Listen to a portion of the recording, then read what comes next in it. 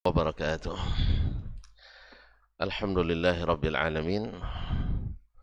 Wassalatu wassalamu ala ashrafil anbiya'i wal mursalin wa ala alihi wa ashabihi ajma'in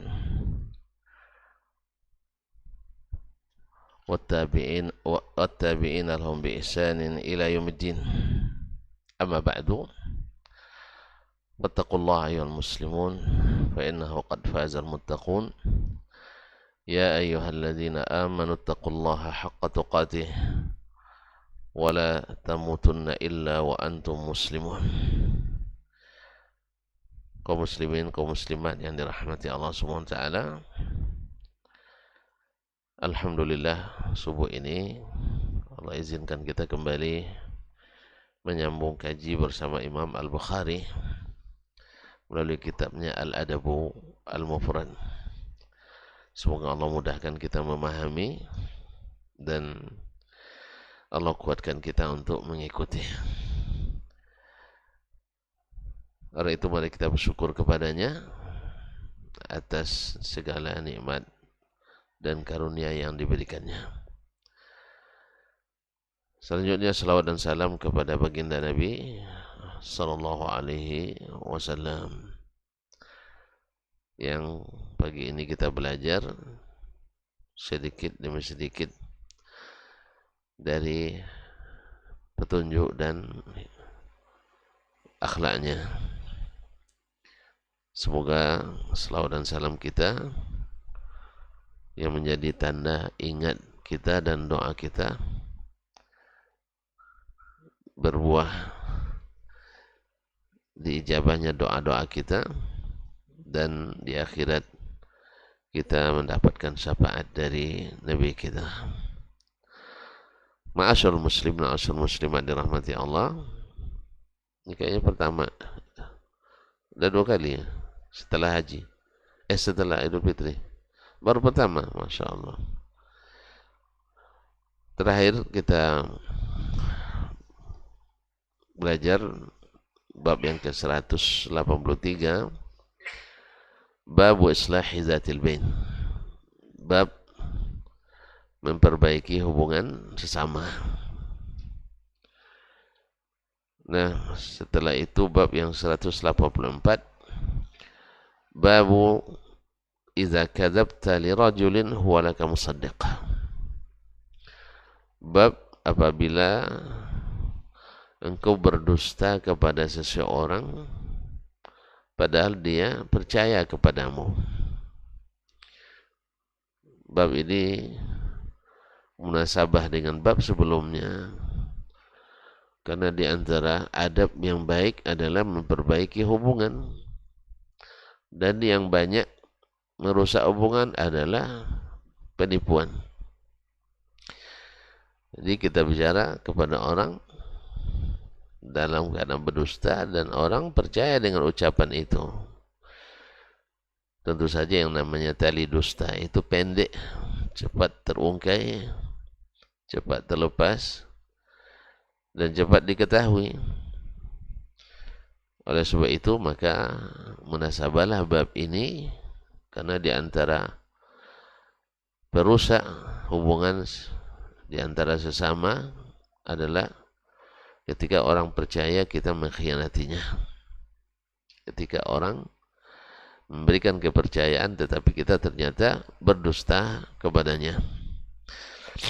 Maka Imam Al-Bukhari rahimahullah ta'ala menyebutkan bab ini setelah bab islahu zatil bain. Babu idza kadzabta li rajulin huwa laka musaddiq. Qala rahimahullah ta'ala haddatsana Haywah ibn Shuraih, telah menceritakan kepada kami Haywah ibn Shuraih, yakni Al-Hadrami, Haywah ibn Shuraih Al-Hadrami. Qala haddatsana Baqiyah, telah menceritakan kepada kami Baqiyah, itu Baqiyah ibn al-Walid. Baqiyah ibn al-Walid ini mudallis waqad an. Dia meriwayatkan di sini kan an Dubara ibn Malik Al-Hadrami. Dubara ibn Malik Al-Hadrami Dia adalah Dubara ibn Abdullah ibn Malik. Ini dinisbatkan pada datuknya. Dubara ibn Abdullah ibn Malik Al-Hadrami. An abihi, dari bapaknya, yaitu Abdullah ibn Malik Al-Hadrami. An Abdurrahman ibn Jubair ibn Nufair, dari Abdurrahman ibn Jubair ibn Nufair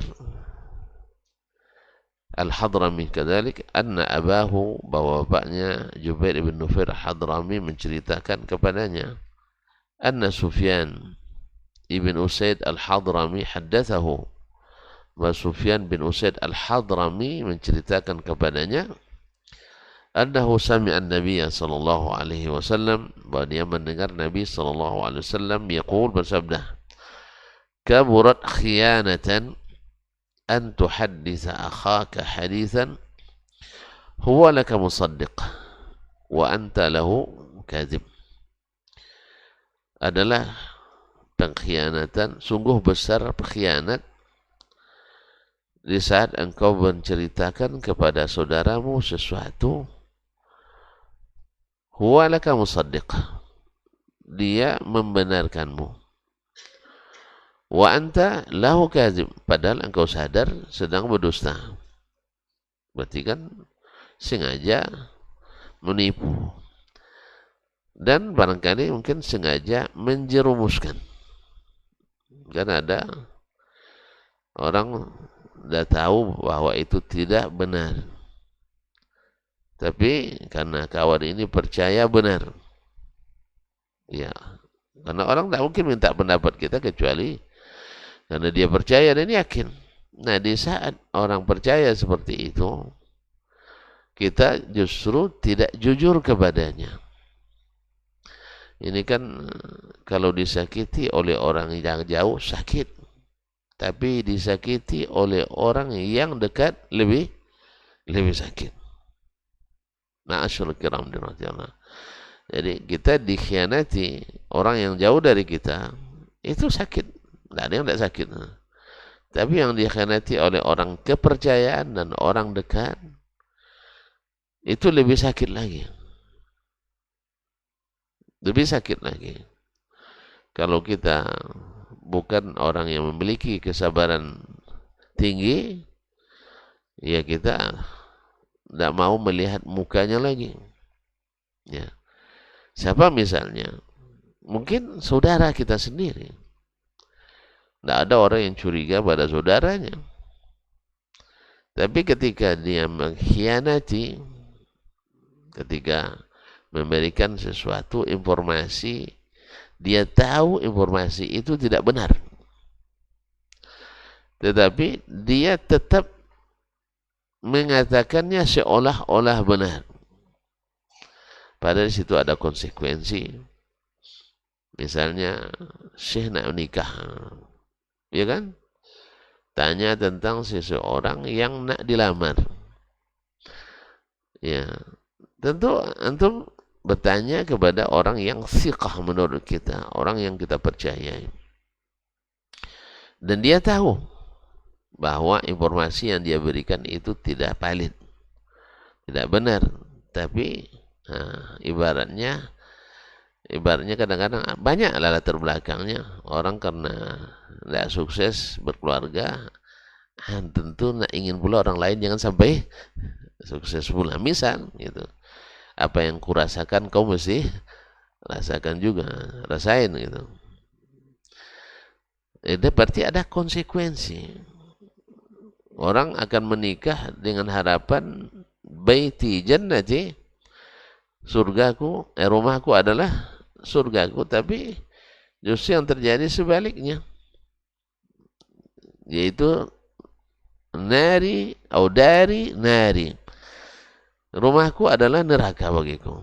Tadi kan baiti jannati, rumahku surga bagiku, sini dari nari, rumahku jadi neraka. Yang lebih sakit lagi ketika kita sampaikan, kamu dulu begini-gini, sengaja saya bilang seperti itu agar kamu merasakan. Kan lebih sakit lagi kaum muslimin muslimat dirahmati Allah. Nah, ini termasuk adab yang sangat-sangat tidak dianjurkan, adab yang sangat ini pengkhianat, sungguh besar khianat di saat kita mengatakan sesuatu pada saudara kita padahal dia tidak jujur dalam hal ini, dan dia yakin kepada kita. Atau misalnya ada konsekuensi ekonomi, misalnya utang piutang.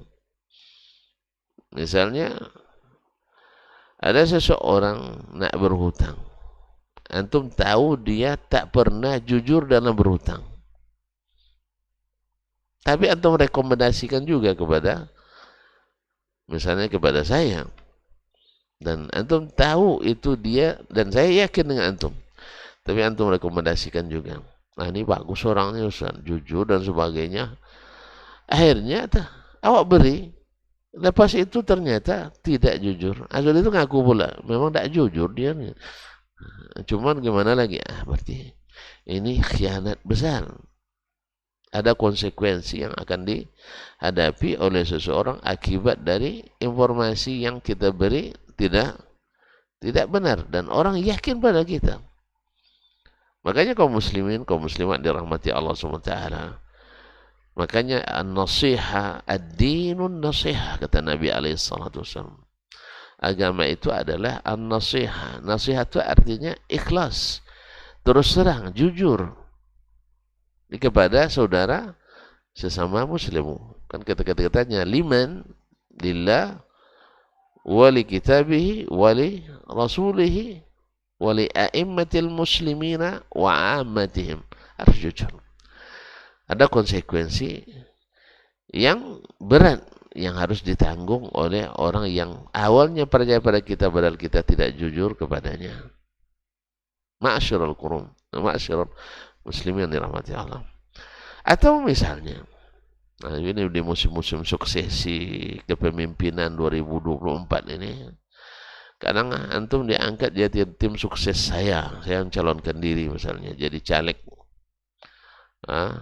atau bacalek ya, misalnya. Antum yakin bahwa saya itu tak kena ada suara, tapi supaya keluar juga duit saya, karena biasa tim sukses tetap sukses, Bang. Iya, tim sukses tetap sukses, membelanjakan uang calonnya. Antum sebenarnya tahu bahwa saya tidak berkompeten untuk maju, tidak akan ada suara orang. Walaupun orang ngaji banyak di masjid, orang masjid itu punya keponakan yang maju, ya dah. Ya saya Hidayat misalnya, ini pengurus masjid, maju pula di dapil saya itu mama dia. Mana yang dipilihnya? Ustaz Dasma itu mamanya. Mama. Jadi jangan terlalu yakin gitu. Walaupun saya ceramah ke sana kemari nih. Nah, anggap kalau hitung-hitung misalnya di sini ada 30 kan, di sana ada 50 kan, sudah 80. Saya ceramah di 100 masjid kali 80 orang, kali 30 orang, udah cukup suara tuh, Bang. Hah? Menurut saya itu. Rupanya yang jemaah saya yang ramai itu, setiap orang ada calegnya atau ada calon yang akan dia pilih. Dia bukan dapat amplop 250.000 di pagi lagi, enggak. Sejak kecil dia yang menjaga, yang biayain. Nah, jadi kalau antum tahu itu, tapi gimana? Antum sudah terlanjur jadi tim saya, duit saya harus antum dapat. Karena antum bagiannya ada situ kan. Ada namanya operasional kampanye, operasional sosialisasi, bahkan juga mungkin ada aspirasi dan sebagainya.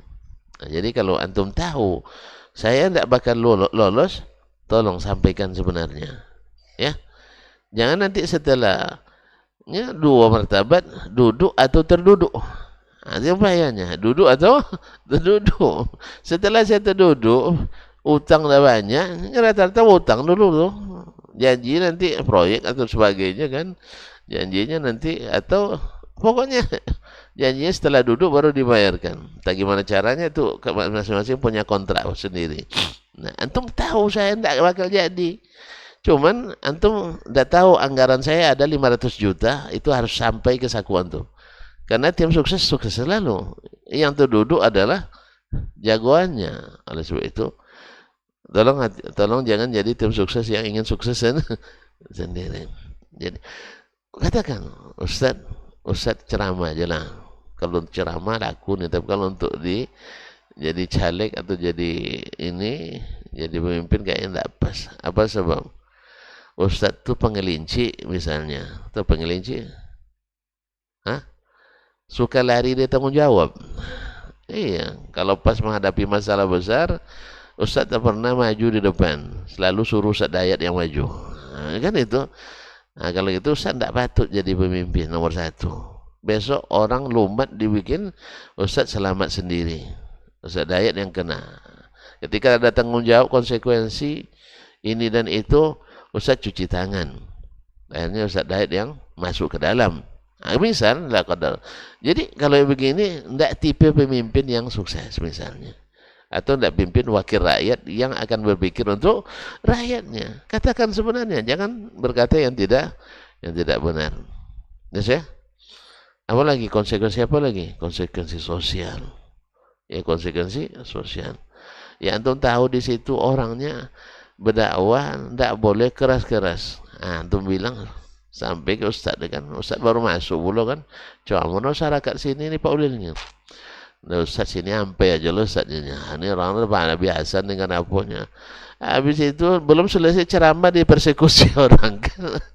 Gara-gara beliau tahu dia masyarakatnya ini. Cuman beliau nak melemparkan dendam pula pada orang itu. Biar mereka tahu. Akhirnya tidak jujur menyampaikan informasi. Pada orang di situ baru pertama kali mendengar tauhid terbagi tiga, usul salasan sebagainya. Nah, padahal dia lebih duluan dia mendengar ceramah Ustaz tentang di YouTube bahwa orang-orang ini tauhid ini trinitas katanya kan. Nah, rupanya orang Kristen dibawanya ke sini ceramah katanya. Nah, jadi memang kaum muslimin dan muslimat dirahmati Allah SWT, hal ini selalu berimbas pada hubungan baik di antara orang-orang yang tadi awalnya saling percaya, tetapi setelah itu ternyata setelah dikhianati, dan sebesar-besar pengkhianatan adalah orang kepercayaan yang tidak jujur kepadanya. Dan itu banyak kita lihat di lapangan kaum muslim dan muslimat, orang yang awalnya mesra, hubungan Masya Allah luar biasa, harmonis, Masya Allah, tapi kok tiba-tiba tidak pernah terdengar lagi saling sapa, bahkan saling fitnah. Apa rupanya? Tadi informasi yang tidak benar, atau ada konsekuensi memutus silaturahim. Nah, ini kan sering juga terjadi. Orang antum hadir, misalnya kita bicara entah rapat lah namanya atau sedang ngomong biasa. Nah, antum orang kepercayaan saya, misalnya apapun antum omongkan saya akan terima bulat-bulat, seolah-olah itu wahyu turun dari Rabbul Ardi was Samawat.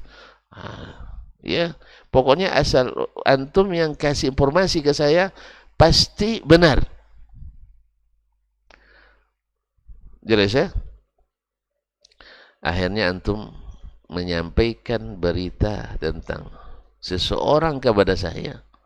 Ya, awalnya hubungan kami baik, tapi dengan berita yang antum katakan, hubungan itu bukan retak lagi, pecah, berguguran.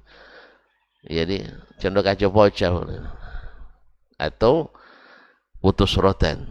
Gara-gara apa? Informasi yang antum beri. Misalnya saya mengatakan begini, Ustaz Hidayat itu dalam bab ini salah paham. Coba bayangkan, dengar bahasanya salah paham. Sebabnya, misalnya dalil ini belum sampai kepadanya. Apa yang dibuatnya? Saya laporan sampai ke Ustaz Hidayat, kata Ustaz Dasman tu, Ustaz Dayat tak paham mak kamu kene. Coba bayangkan. Kalau dibilang masalah hadis ini salah paham, itu sedikit bang. Ya kan? Ya kan? Saya jelaskan karena hadis ini dhaif tapi dia sarah juga. Tidak ada masalah. Tapi kalau beritanya sampai Ustaz Dayat tidak ngerti apa-apa hadis, gimana kira-kira? Hah? Senang dengarnya? Senang dengar saya? Nah, atau saya katakan Ustaz Dayat dalam bab ini mirip dengan pendapat orang-orang Murji'ah. Sampai ke Ustaz Dayat. Ustaz Dayat tuh imam Murji'ah. Kalau dibilang imam Murji'ah, apalagi Ustaz Dayat orangnya sempat sentimennya tinggi, emosionalnya tinggi. Nah, mendengar itu subhanallah, dia pas karena yang lantung HP ini, nah, dihapus nama saya. Dia dalam HP itu. Berubah status. Ustaz Dasman itu dulu adalah syekh kita, guru kita, tuan guru, Buya, Ki Haji. Rupanya buaya katanya. Apa sebab? Gara-gara informasi yang antum tidak jujur memberikannya. Ini sebesar-besar khianat. Ya, sebesar-besar khianat.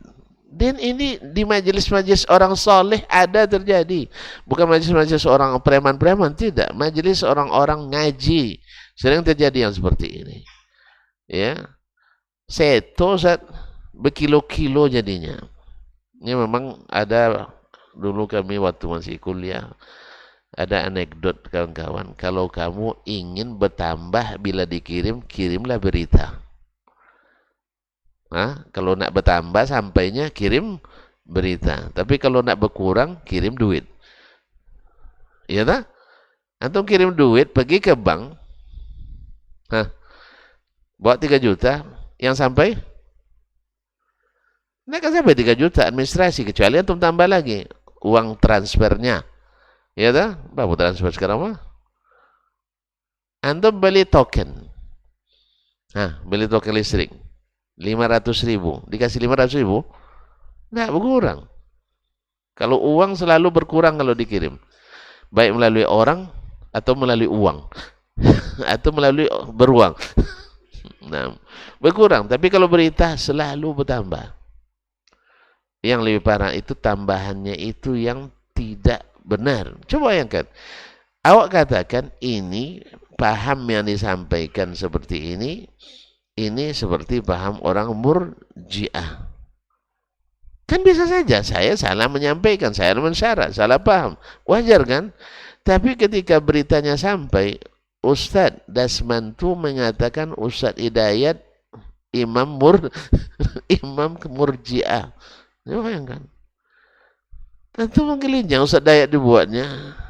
Nah, akhirnya kalau sempat saya di depan rumahnya, lalu setiap hari di pagarnya berumah. Iya, atau pasang remote.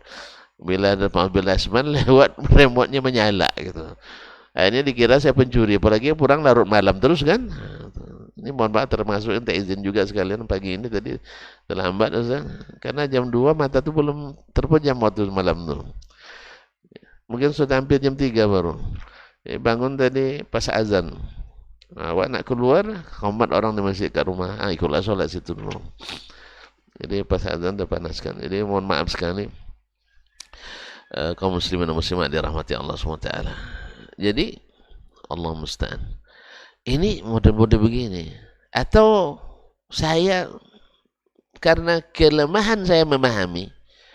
Karena saya tidak, seperti kata Imam Syafi'i, tidak menguasai seluruh sunnah Nabi. Kalaulah orang sekelas Imam Ahmad, Imam Malik, Ishaq bin Rahuya, Abdurrahman bin Mahdi, Waqi' bin Al-Jarrah bertemu dengan Imam Asy-Syafi'i rahimahullah. Tapi Imam Syafi'i katakan dengan tegas, la a'lamu ahadan min ahli al-ilmi bis-sunan. Min ahli al-ilmi bis-sunan yuhitu bi jami'i sunan. Saya tidak tahu seorang pun yang berilmu tentang sunnah. Maksudnya hadis-hadis Nabi. Yuhitu bi jami'i sunan, mengetahui seluruh sunnah Nabi sallallahu alaihi wasallam. Tahu kaum muslimin sunnah. Nah, kalau orang sekelas Ahmad, Malik, disebut Syafi'i, tidak menguasai seluruh sunnah. Karena kalau menguasai seluruh sunnah, Nabi dia, maksum dia. Mesti ada satu dua atau situ yang tidak dia ketahui. Baik dari sisi hafalan lafaznya atau pemahamannya. Nah, bagaimana pula dengan sekelas Dasman? Hafiz juga tidak. Paham juga janggal. Pelupa lebih sering. Amalannya kurang. Nah, lalu dia mengatakan sesuatu yang mungkin saya tanpa disadarinya itu pemahaman Khawarij. Ya. Lalu Ustaz Dayat ngomong, ini Ustaz Dasman kayaknya tidak membaca kitab Al-Firaq wal Adyan si Al-Awaiji ini Ustaz ya. Al-Firaq wal Adyan. Ini kalau beliau baca, padahal saya sudah baca Ustaz, muqarrar kami di akidah. Nah, cuman Ustaz Dayat karena dia jurusan akidah, tentu dia baik aja prasangka. Mungkin Ustaz Dasman tidak sempat baca ini. Kitabnya sudah ada. Nah, jadi dia katakan, kalau ini bahasa yang dia katakan. Bab ini mirip dengan pendapat Khawarij. Apa ulil? Sampai berita ke saya. Rupanya Ustaz Dayat tu ya katanya. Bilangnya Ustaz orang Khawarij. Gimana kira-kira sih? Kalau saya sempat tidak suka klarifikasi, kan ada sebagian orang dapat berita dari antum tuh tidak mau lagi klarifikasi. Dah final. Saya sudah menghadapi orang seperti itu. Saya awal-awal pulang dulu di Bangkinang, membahas suatu masalah. Dan saya kebiasaan saya waktu itu merekam seluruh ceramah saya sendiri. Belum ada live streaming nih, saya rekam pakai MP4 bang. MP4 saya rekam. Itu pun karena dihadiahkan oleh Ustadz Suryadi waktu itu. Dia suka kasih hadiah, jazakallahu khairan. Berguna juga untuk dakwah, maka rekamannya ada. Jadi, coba bayangkan, saya punya rekamannya. Lalu seseorang yang hadirnya di luar, di Selasar. Tidak dalam duduknya. Nah. Dengar di luar. Yang memang mencari supaya lisan saya terpeleset. Padahal tidak terpeleset. Dia telinganya yang terpeleset, tertutup. Apa laporannya? Bahwa Dr. Dasman menyesatkan semua orang yang sholat bismillahnya dijaharkan. Masya Allah. Sampai ke Ustadz. Alasan atas laporan itu, Ustadz tersebut mengambil suatu tindakan yang merugikan. Saya sesama Ustadz kan tak boleh saling menjatuhkan. Saya datangi, saya bawa rekaman itu. Ustadz, kenapa Ustadz mengambil keputusan ini? Kamu begini. Ustadz sudah dengar rekamannya. Saya tidak mau dengar lagi. Ya Ustadz, yang mengucapkan kata-kata itu saya. Yang berceramah itu saya. Menurut Ustadz mana yang lebih paham? Yang mendengar atau saya sendiri? Pokoknya saya sudah dapat laporan dari orang itu dan saya yakin pada dia. Nah, gimana itu? Akhirnya apa terjadi? Akhirnya berburuk kita gara-gara laporan yang tidak benar. Saya minta silakan ini rekaman, silakan dengar sendiri. Nah, atau kita dengarkan bersama. Nanti kalau ada benar memang saya salah, saya umumkan lagi dalam kajian besok. Saya mencabut pernyataan itu. Atau opsi ketiga, saya ulang ceramah lagi, Ustadz hadir mendengarkannya. Satu pun opsi tidak diterima. Apa sebab? Saya datang dari orang kepercayaan. Subhanallah. Jadi begitulah syaitan. Jadi orang alim pun bisa berjatuhan gugur dalam fitnah itu. Makanya Imam Al-Bukhari sendiri juga sudah merasakan pahitnya fitnah itu di masa beliau. Difitnah orang dengan gurunya Muhammad bin Yahya Az-Zuhli. Padahal dulu Muhammad bin Yahya Az-Zuhli itu selalu menyanjung Imam Al-Bukhari. Selalu membanggakan Imam Al-Bukhari di waktu kecil. Masih kecil lagi, 18 tahun sudah, 13 tahun atau 18 tahun sudah jadi imam di Masjidil Haram. Ya. sudah melampaui hafiz-hafiz besar yang sudah umurnya di atas 40 tahun. Dia baru belasan tahun. Tapi karena ada yang mengadukan kepadanya bahwa Imam Al-Bukhari adalah kaum lafziyah, ya, akhirnya yang mengatakan bahwa lafzi bil Qur'ani makhluk, dan itu kan syubhat bagi besar bagi ahli hadis. Kita selesai dah, Al-Quran kalamullah, tidak usah bilang makhluk itu pembahasan ahli kalam itu. Ini yang bikin syubhat dan merusak pemahaman, merusak juga hubungan. Kalau semuanya hatta yasma'u kalam Allah, dah selesai, ikuti aja itu sampai dia mendengar perkataan Allah, wa yukallimullahu Musa taklima. Sah? Nah, cuman karena fitnah ahli kalam, akhirnya ulama pun kadang-kadang dalam menjelaskan bisa disalah dengar oleh orang yang mendengar penjelasan itu. Apalagi hati-hati yang sakit, yang sengaja ingin mencari celah untuk membuat hubungan kedua syekh ini menjadi renggang, bahkan mungkin juga putus. Banyak tuh. Sampai hari ini saya menyaksikan sendiri, ya, orang-orang yang tukang adu-adu ke depan syekh. Nah, tahu tukang adu? Di mana pun ada. Di mana pun ada. Dan syekh yakin. Yang lucunya, ada lucunya lagi. Tahun ini, 5 tahun pertama, orang kepercayaan syekh Pak Ulil. Semua laporan Ulil, sampaikan syekh, telan mentah-mentah. Besok Pak Ulil jadi tertuduh lagi. Beliau lagi yang dikepercayaannya. Ulil majruh lagi nih. Ulil sudah keluar dari manhaj. Apa sebab? Laporan dari Ustadz ini tentang Ulil. Pada Pak Ulil tidak ada berubah macam dulu juga. Aku masih seperti yang dulu.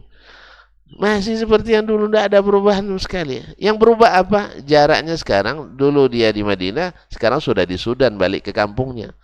Tentu orang kalau berdakwah tentu kaum muslimin dan musliman, berdakwah tentu tidak seperti lagi di tempat asalnya. Antum kalau berdakwah ke mana-mana banyak, ke Sumbar misalnya, tentu banyak makan sanjay bang ya. Kan ya. Kalau berdakwah ke Bunut, banyak makan cekan salai. Kawan-kawan nelayan, kalau di sana kawan petani dan sebagainya. Interaksi sedikit aja. Kadang-kadang ini ada kisah dari Sudan. Ustaz Dayat mungkin lebih tahu ya. Ini orang Sudan ya. Orang Sudan tuh kulitnya punya kelabu-kelabu apa Ustaz? Ya, Ustaz Dayat paham tuh, juzullah. Jadi ada seorang yang keras sekali. Ya. Dan suka melapor. Salah satu dari kawan yang sepengajian dengannya jadi bupati. Sekarang konflik di Sudan ya. Rawan konflik memang. Semoga Allah selesaikan masalah mereka dengan sebaik-baiknya. Jadi yang namanya pejabat tentu ada kunjungan ke bawah, ke daerah. Kalau antum pergi ke kampung Ustaz, antum pejabat, ya bupati. Pergi misalnya ke mana kampung, siapa yang kampungnya paling kampung, saya lah, nah, pergi Muara Jalai misalnya. Bupati Kampar turun ke Muara Jalai. Hadir nenek-nenek.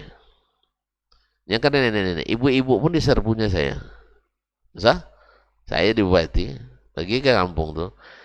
Jangan kan nenek-nenek kampung tuh, ibu-ibu yang masih setengah tua juga akan serbu saya juga. Nak salaman, iya kan? Enggak kan? Nah, tonton udah mulai ngantuk pula sayang. Iya. Mereka artinya euforia, suka orang kampung kita jadi Yang kedua, mereka juga ingin menarik simpati saya. Supaya nanti pembangunan di kampung ini, makanya bagi mereka itu menyambut seperti itu enggak apa-apa. Karena kebanyakan mereka enggak paham bahwa bersalaman laki-laki perempuan yang bukan mahram enggak boleh, iya kan? Coba masyarakat kita, mana yang pahamnya? Boleh atau tidak boleh? Boleh atau tidak boleh? Boleh. Pemahaman sebagian besar mayoritas umat Islam, bersalaman laki-laki perempuan yang bukan mahram boleh. Apalagi salam sama kiai, sama buya, cium tangan lagi. Ya kan? Habis itu kepalanya dipegang sama buaya anak gadis itu. Apa coba? Sudah anak saya. Kan itu kan? Nah, perasaannya sudah jadi anak. Tidak lama saya itu suruh jadi mak anaknya. Lamarnya habis itu aku terima. Katanya anak kita baru nikah. Ya. Jadi jalan ke kampung itu, nenek-nenek orang tua-tua itu berebut nah salam tangan dia tidak mau, cuman ya sebanyak itu orang pegang tangannya. Nampak sama kawan yang suka melapor itu. Ibaratnya saya dengan Ustaz Dayat, guru kami misalnya anggaplah Syekh Muhammad Khalifah Tamimi ya, sama seguru ya di Madinah asalnya. Dan guru saya ini keras juga memang. Nah, misalnya lapor sama Ustaz Dayat. Berubah dah sebantu manhajnya. Coba gara-gara salaman manhaj berubahnya. Tidak tahu tuan rumah tidak tepat mungkin kan. Berubah manhajnya. Apa berubah manhajnya? Lah cenderung awamnya lah. Gara-gara salaman itu berubah jadi seorang alim menjadi seorang awam. Oh ya kan? Cuma satu itu. Dan itu bukan dia yang mau. Orang yang ngambil tangannya. Dia kerumunan massa itu. Tidak ada uzur sama sekali. Akhirnya Syekh pun panggil kami ke Madinah. Coba bayangkan. Panggil kami ke Madinah berdua. Di sidang. Lalu saya jelaskan. Syekh. Tidak akan itu pula membuat saya berubah manhaj. Saya tahu. Dengan penuh kesadaran saya tak pernah ngulur-julurkan tangan ke orang. Cuman kan pergi kampung nenek-nenek yang mengambil tangan saya. Tidak mungkin saya ketikan pula nenek itu. Tidak mungkin. Saya sudah tarik tangan saya. Dia ambil juga. Akhirnya saya mengerti. Oh gitu keadaannya. Jadi memang harus paham situasi dan kondisi orangnya. Jangan buat laporan tanpa mengetahui latar belakang.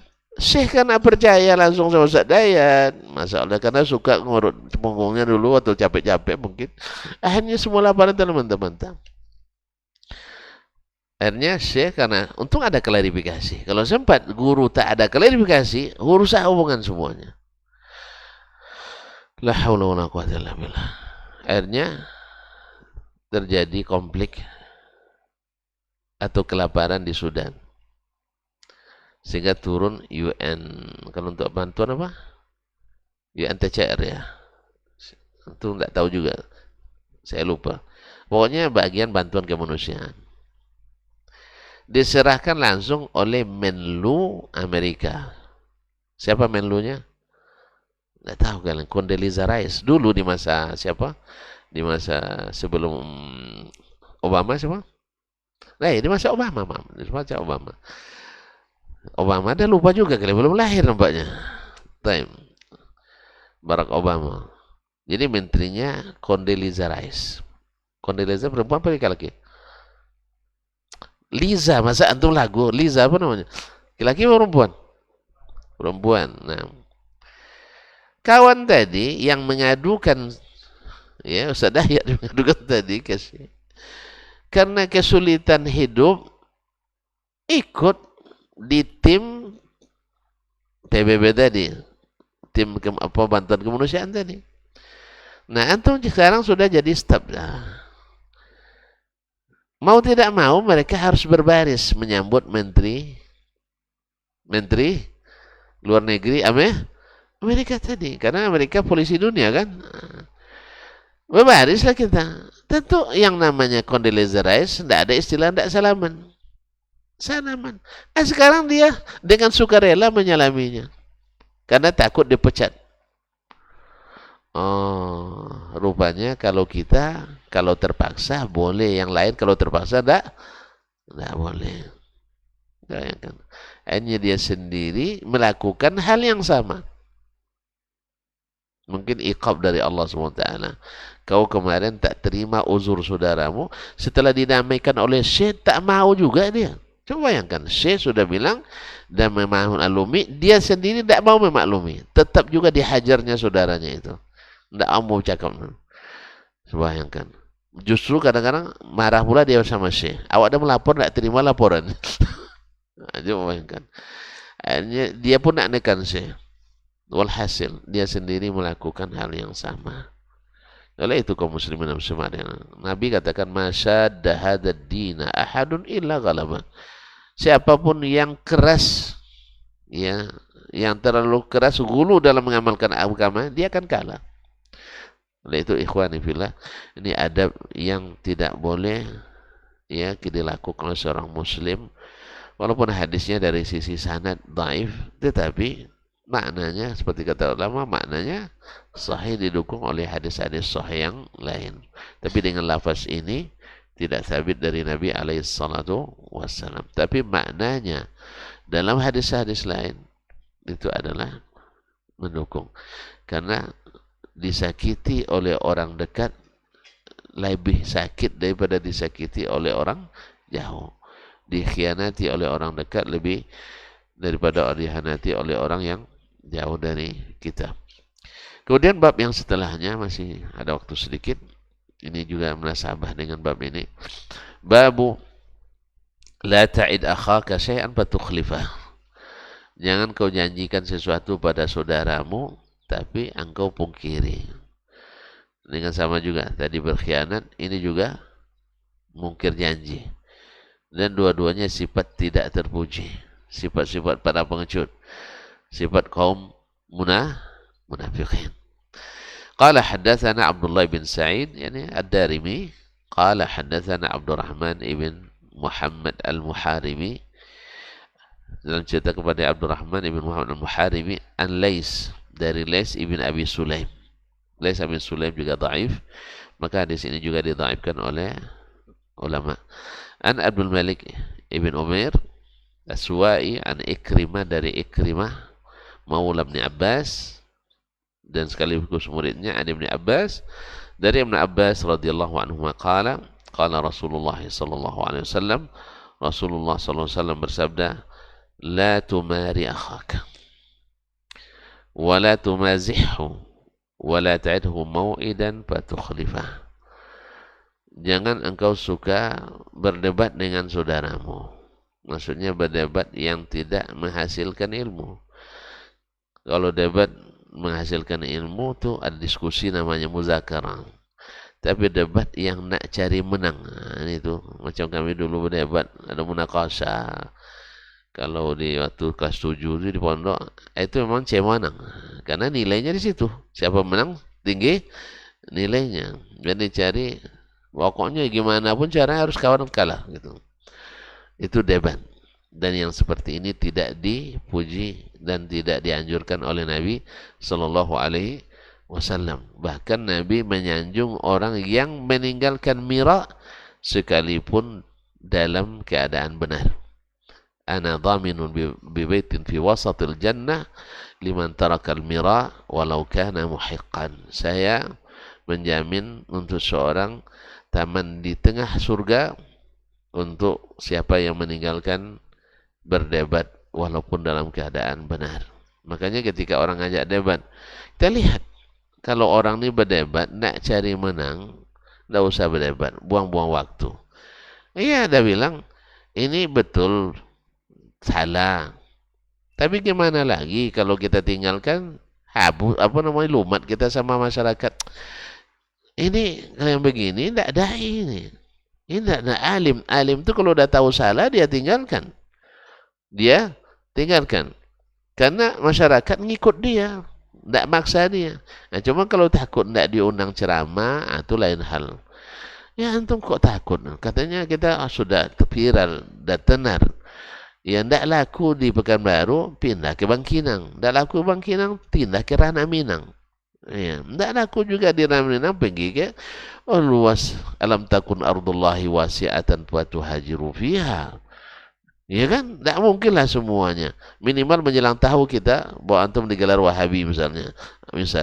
Kan Wahabi mau pula sekarang. Syiah diajak bersahabat. Ini pernyataan Presiden Iran, auzubillah nih, memuji pemuda Indonesia, tahu siapa musuh, siapa teman.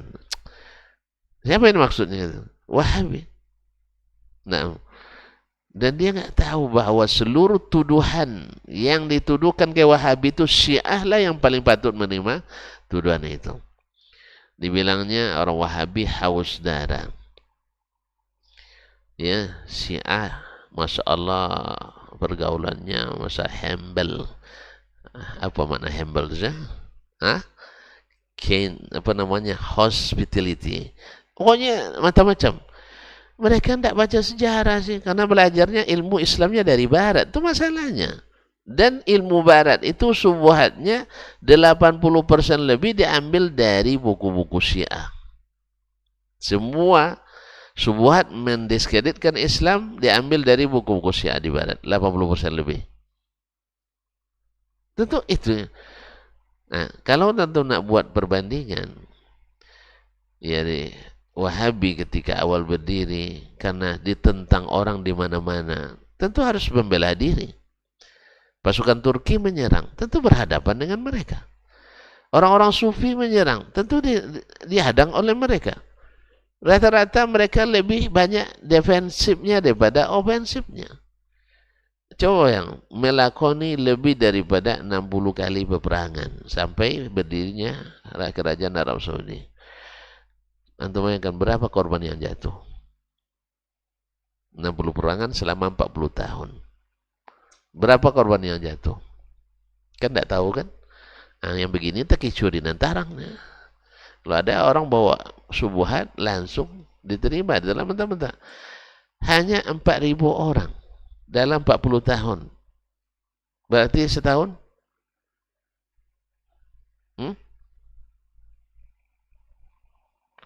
4.000 dibagi 40. Alah, tidak ada piti nampak dong. Siapa kita 40 tahun, apa 4.000 bagi 40? Ya 100. Ya. Yang begini, ini peperangan kawan, bukan pembantaian. Peperangan. Karena diperangi mereka. Ya. Antum kalau diserang, oh kami tidak perang lah, kata gitu. Dah, habis hancur. Kanto antum apa namanya, meyakini sebuah kebenaran lalu diserang orang, tentu harus membela diri. 4.000. Bayangkan dengan Syiah hanya berkuasa menguasai tanah Haramain hanya sekitar 30 tahun. Dalam satu musim haji, sekali musim haji di masa mereka berkuasa, itu menewaskan 35.000 orang. 35.000 orang tewas di Masjidil Haram. Rata-rata orang dalam keadaan ihram. Di hari nahar. Ketika mereka tahu ifadah, kan ramai sekali di Masjidil Haram. Sehari 35.000 orang. Ini 40 tahun 4.000 orang. Mana yang kejam? Woi.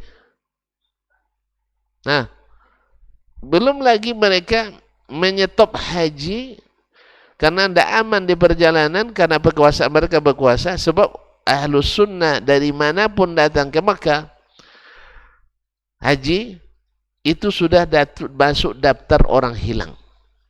Kalau waktu itu dicoba juga sebagian pergi haji, karena kan ini kan rukun ini, sebagian bersikeras juga. Tidak apa-apa, tidak mungkin lah kita pergi haji dibantai oleh orang tuh. Tidak ada yang pulang. Jelas kan? Bandingkan ketika ahli Saud yang berkuasa. Seperti disebut oleh Syakib Arslan, seorang pujangga dari Lebanon, menyebutkan, andai seorang dari ujung ke ujung wanita cantik dengan segala perhiasannya berjalan dari ujung ke ujung Jazirah Arab sendiri, tak ada yang menemani, tak satu pun orang yang berani menyiut saja, tidak berani. Tidak tahu menyiut apa? Suit, mensuitnya, nggak ada yang, bukan menyuit ya, nggak ada yang berani. Begitu amannya. Dia cerita di tahun 80 ketika dia berkunjung ke Arab Saudi. Ma'asyarul kiram dirahmati Allah. Ustaz, mana yang patut dapat haus dana? Taib. Oh, enggak, itu Syiah Ustaz. Tapi kaum Asy'ari kan tidak. Nah, kita coba lagi. Ibnu Tumar dulu di Maroko. Dia ulamanya. Ini bukan, kan sebagian mengatakan ini masalah politis. Enggak. Dia ulamanya. Kalau masalah politis, tentu korbannya bukan hanya orang-orang yang berlawanan paham. Kalau politis bukan orang, tapi lawan politik. Ini enggak. Ini murni masalah keagamaan. Dia dalam berkuasa 9 tahun. 7 tahun berperang sebanyak 99 kali. Menewaskan korban 200.000 orang. 9 tahun. kaum Asy'ariyah. Ini Wahabi 40 tahun. Nah, mana yang kejam? 9 tahun di 7 peperangan 200.000 orang nyawa melayang. Ini 40 tahun 60 peperangan hanya 4.000 orang. Mana yang kejam? Nah, takut bilang Asy'ariyah ya. Iya. Dia imamnya Asy'ari di zaman itu. Saya mengatakan ini bukan untuk ngajak antum untuk bertembung, untuk berkelahi, untuk tidak memfitnah, tidak. Cuman jangan jahat, jangan jadi penjahat dakwah, itu maksud saya. Ini banyak jadi penjahat dakwah yang orang buat kesalahan dibesar-besarkannya. Padahal kesalahan yang dia lakukan lebih besar. Orang ini buat kesalahan ada alasannya. Alasannya adalah melindungi diri. Ini kebanyakan. Ini alasannya karena haus darah orang yang tidak sepakat dengannya. Nah, itu yang dilekatkan kepada Wahabi, padahal mereka lebih berhak untuk menyandang gelar itu. Ini namanya pengkhianatan dalam dakwah. Jujur sajalah, nah, bahwa setiap orang ada yang gulu di antara golongannya. Nah, termasuk ustadz yang seperti ini, termasuk ustadz gulu ini. Ya, kemana-mana menebar fitnah tanpa dasar. Ya, nah, makanya sadarlah kita, jangan mau dikatakan pemuda Indonesia bagus karena tahu mana musuh mana kawan. Syiah dijadikan kawan, Wahabi dijadikan lawan. Berapa bantuan Syiah di Indonesia? Berapa bantuan Wahabi di Indonesia? Gitu aja udah cukup. Nah, masa orang yang mencaci maki sahabat kawan, orang yang memuliakan sahabat lawan. Orang yang menuduh Ummul Mukminin Aisyah dan Hafsah berzina kawan. Orang yang menghormati Aisyah dan Hafsah lebih dari ibu kandungnya sendiri lawan. Berarti antum ikut Nabi atau ikut? Iya. Jadi kaum muslimin, orang Wahabi yang menjunjung tinggi Al-Quran, menjadikan dasar negara, undang-undang dasar negaranya Al-Quran dan hadis, jadikan lawan. Orang-orang yang mengatakan Al-Quran diragukan autentisitasnya karena 2/3/4 hilang, itu kawan. Berarti antum adalah orang yang mendukung Islam sampai hari ini tidak sempurna. Di mana antum? Jadi kaum muslimin dan muslimat dirahmati Allah. Cuman sayang memang banyak orang intelektual tapi tak berilmu, cerdas tak berilmu. Inilah masalahnya. Apa aja subuhat masuk. Oleh sebab itu kaum muslimin jangan hanya jadi orang cerdas, tapi jadilah orang berilmu. Dan kalau tidak berilmu, tuntut kepada guru, tuntut kepada ulama. Karena itu kalau nuntut kepada pemikir tidak akan dapat ilmu lah. Pemikir tidak punya ilmu. Ya, datuk saya pemikir juga dia, tapi tidak punya ilmu. Ayah saya berpikir juga dia, anaknya banyak, jadi semuanya. Awak jadi dasar sarjana tinggi, S3 kadang anak ada yang jadi 2 orang cuma. Satu narkoba, satu nyabut di jalan. Emangnya? Ya, ayah kita dulu orang kampung cuma tidak sekolah tinggi, tapi tahu dia menjadikan anaknya tinggi. Awak sekolah tinggi tapi tidak bisa menjadikan anak kita tinggi. Na'udzubillah. Berarti ada masalah dengan kita. Apa sebab? Karena kita punya pemikiran yang penuh dengan subuhan. Ayah kita dulu punya keyakinan, punya pemikiran yang original, yang natural, sunnatullah, sehingga selamat. Kalau tidak, kita tidak sunya masuk pemikiran-pemikiran dari semak-semak mana masuknya, semak Yunani, semak Romawi, semak Syiah, semak masuk pula apa namanya pemikiran tarekat dari India dan sebagainya, seluruh sampah-sampah pemikiran masuk ke kita. Akhirnya Al-Quran dan Sunnah tidak begitu berharga di mata kita. Baiklah kaum muslimin dan muslimat, jadi jangan berdebat itu yang tidak menghasilkan ilmu dan tidak menghasilkan kebenaran. Karena kalau nak cari monang nanti ujung-ujungnya adu pangkal lengan. Nah, kan tidak bagus. Adu pangkal lengan atau adu kepala. Kita adu hujjah dengan hujjah. Lalu siapa yang sudah jelas baginya hujjah, jangan bilang, oh ini tidak bisa ditinggalkan walaupun salah. Itu tak apa berdebat. Tidak apa-apa deh, Pak. Memang tidak sunnah. Ini memang bid'ah mungkarah. Cuman kalau ditinggalkan, habis kita sama masyarakat. Kalau gitu tidak usah jadi guru, jadi masyarakat aja, tidak usah jadi kiai.